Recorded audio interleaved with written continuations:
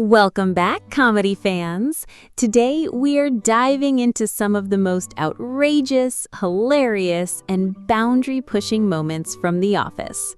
The chaos begins right in the conference room, where Jan reveals she visited a sperm bank, leaving Kevin convinced he might somehow be the father.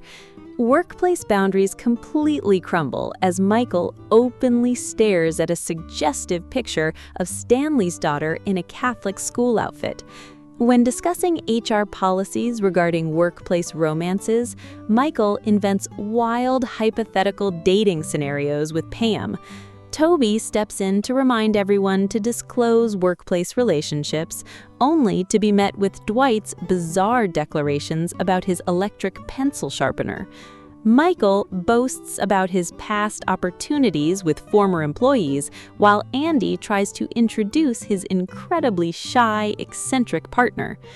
Things reach a whole new level of awkwardness when Michael secretly starts dating Pam's mother, Helene.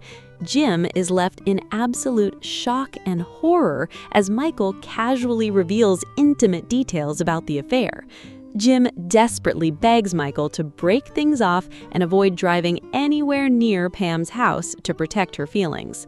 Meanwhile, Dwight decides to open his very own building daycare center, naming it Sesame Avenue.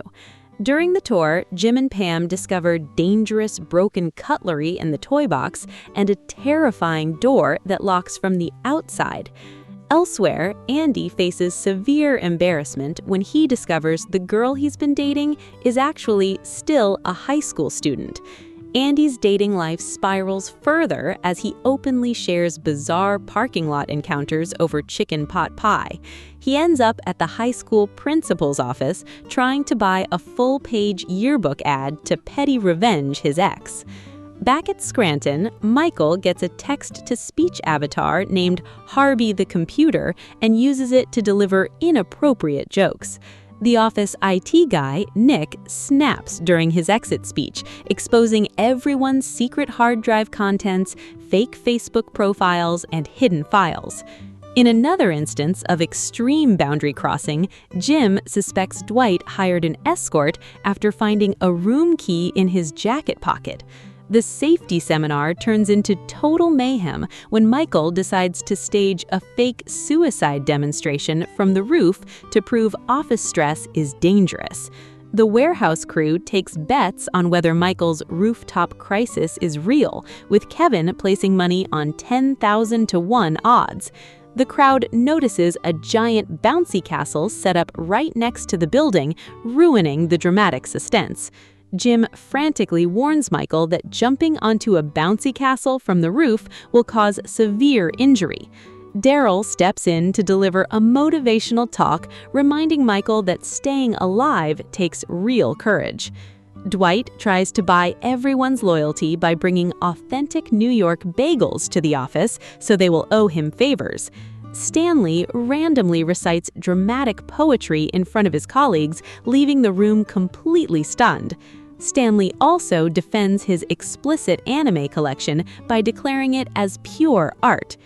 Jan brings her new baby to the office, creating an uncomfortably tense nursing scene while Kevin stares directly at her. Jim pulls off one of his iconic pranks by hiring an Asian actor friend named Steve to pretend to be Jim for the day. Dwight is left utterly confused as Steve knows all of Jim's security codes, sales details, and personal plans with Pam. Michael introduces the office to his infamous prison alter ego named Prison Mike to convince everyone that corporate life isn't bad. He delivers hilarious threats about not dropping the soap and claims the worst part of prison was the flying Dementors. When no one takes him seriously, Michael locks the entire staff inside the conference room to make them appreciate freedom. Michael dramatically quits to launch the short-lived Michael Scott Paper Company while blasting Britney Spears from his car. Andy obsessively tries to recall the Kit Kat jingle lyrics during a commercial pitch session, throwing out absurd suggestions like football cream. And finally, Michael clumsily introduces his team to corporate filmmakers, stereotyping his staff to wrap up another day of pure office chaos.